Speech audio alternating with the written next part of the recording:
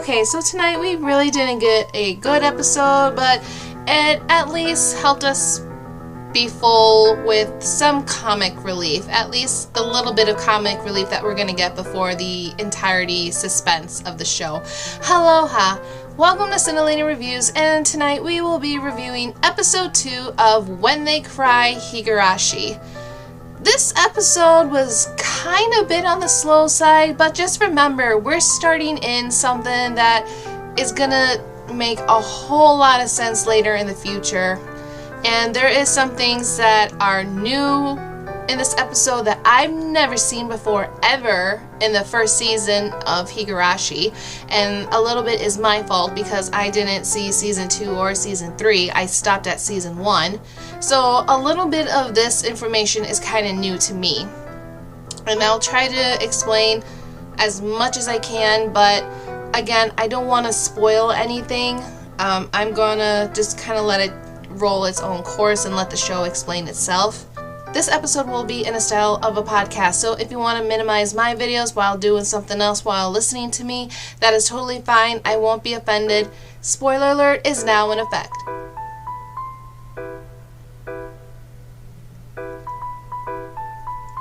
Rika wakes up and sees that she is in like this ethereal world with broken fragments surrounding her. This is where we get an introduction of a new character by the name of Hanyu. Now, I've never met Hanyu in the very first season. Very first season, go way back to the nostalgia days of Higurashi When They Cry. I believe she made her appearance in the second season. Quote me if I'm wrong, help me if I'm wrong, I don't remember. Like I said, I'm trying to minimize my research while watching a new show, but that's all that I know about Hanyu. She's got a really cute looking face on her. Hanyu explains that this is one of the fragments linked to the Myriad worlds. This is where we get an unusual question from Rika. Did I die or did someone kill me? Hanyu cannot answer that question. This tells us Rika's next question. Where does this shard lead to? Hanyu answers June 1983. This startles Rika as we get a shocking twist coming from her. Was 100 years not enough? She asks. Hanyu apologizes and Rika says, fine. I know the rules of Hinamizawa and who killed Rika Furudid. Sorry if I said that name wrong. She won the future before, she will again. Rika returns back to the site at the cliff where we see Rena with the infamous machete she carries.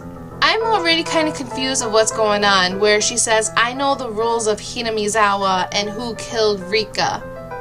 She won the future before and she will again. That's kind of new to me. So I'm just a little, what the hell is happening right now? I don't understand what's going on. We have the first listen to the new opening, and it's interesting, but it doesn't give that same familiar, creepy vibe that we've been used to for so many years. After the opening credits, we see Rena appear behind Kiichi as she raises her machete. Kiichi turns around and he screams, startling Rena as she falls back, returning to her normal preppy self. Kiichi says it's getting dark and that they should head back home, but is willing to help Rena get the Kentakun statue tomorrow. The next day, June 16th, we get another scene at the school where we meet Rena, Kiichi, Sakoto, and everyone else that demonstrate the quote, short comic relief that we're going to have where the kids are playing zombie tag, end quote. And I have the quote because we're trying to get so much comic relief that we can from this series because it's so separate to where it's lighthearted, but it's only maybe 20% of the series where the rest is just so full of suspense and drama. It's just insane. Time skip now to after school. Rena and Kiichi are heading back to the junkyard site to get the Kentakun doll. Kiichi tries to help Rena by offering to hold a machete, but in a dark tone she says, it's fine. Okay, well, alright then. We're not going to touch your weapon then. Hacking away at the other supplies to get the doll, Kiichi recalls him swinging away at something, and this takes us to the very first scene that started this entire series and the curiosity of what is happening to everybody. Finally, he was able to get the Kentakun doll out with Rena's assistance and ask how is Rena going to get the doll home.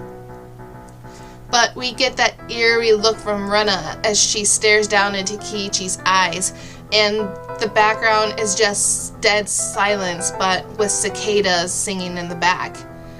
It turns out that Rena found something behind Kiichi that could help her take the Kitakun doll with. And I keep saying doll, it should be a statue. Have you seen that thing? That thing is huge. Friday, June 17th. We return back to the school where we get yet another comedic relief from the main characters.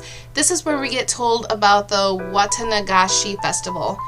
And it's the appreciation of old futons by floating their cotton down the river. More on this later.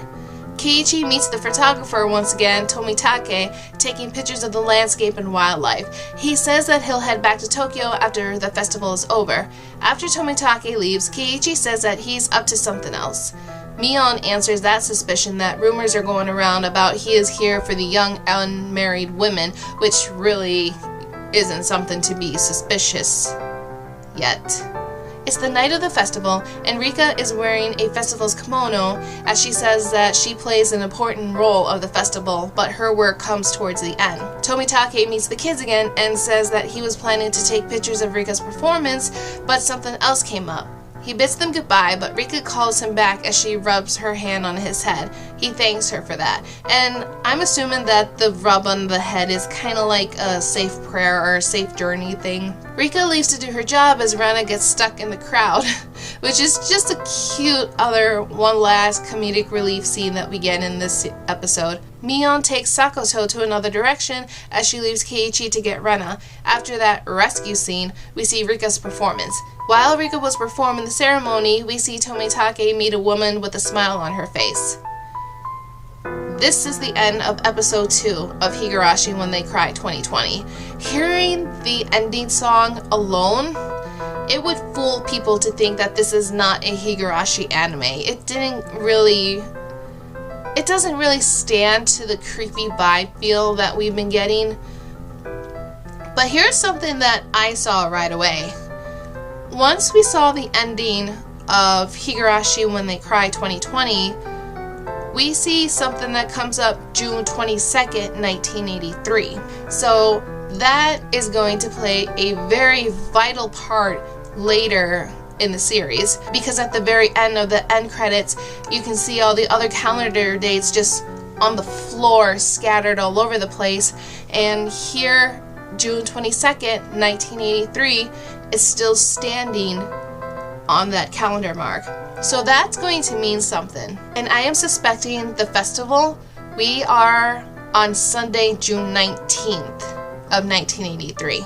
And I make that suggestion because researching Watanagashi Festival, it is translated to the Cotton Drifting Festival, and this festival takes place on the third Sunday of June. So the last calendar date we saw was Friday, June 17th. It's the night of the festival, so we're at Sunday, June 19th of 1983. So only 3 more days until we see what the hell is actually happening with Kiichi and Rena and and the village of Hinamizawa. There are 2 versions of the Cotton Drifting Festival, and the Cotton Drifting Festival also gives praise to the village's guardian god, Oyashiro. And we'll pick up more on Oyashiro later when we get into the series. Like I said, I don't really want to spend a whole lot of time on it just because I don't want it to completely spoil to everybody what is happening with this series. And at the same time, we've been introduced to Hanyu, who I've never met ever in When They Cry Higurashi. So she is a whole brand new character to me. I've never met her before. This episode was a good episode. To me, I think we were kind of on the slow pace again, but I think it's just because of the build-up that we're getting and just to prepare us of what's going on.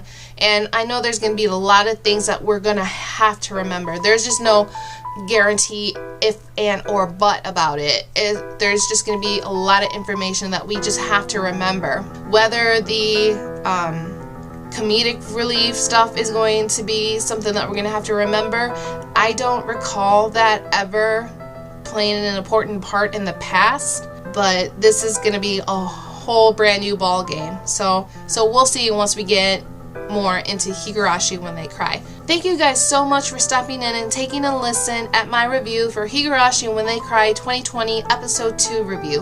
What do you guys think on this episode? Was it kind of a slow pace for you? Did you guys think this was a good episode for you? Let me know in the comments below. Subscribe to Cyntillating Reviews, help me make it grow. I really want to see something come out of this. Like this video if you are interested in any more of my content, or if you're set on just the Higurashi When They Cry 2020 reviews, click that bell down below. It is October. Halloween is one of my favorite holidays, so keep looking forward to a couple of horror films that I really like that I'll be reviewing. So thank you guys so much. Look forward to episode 3 of Higurashi When They Cry 2020, and we will see you guys on another day.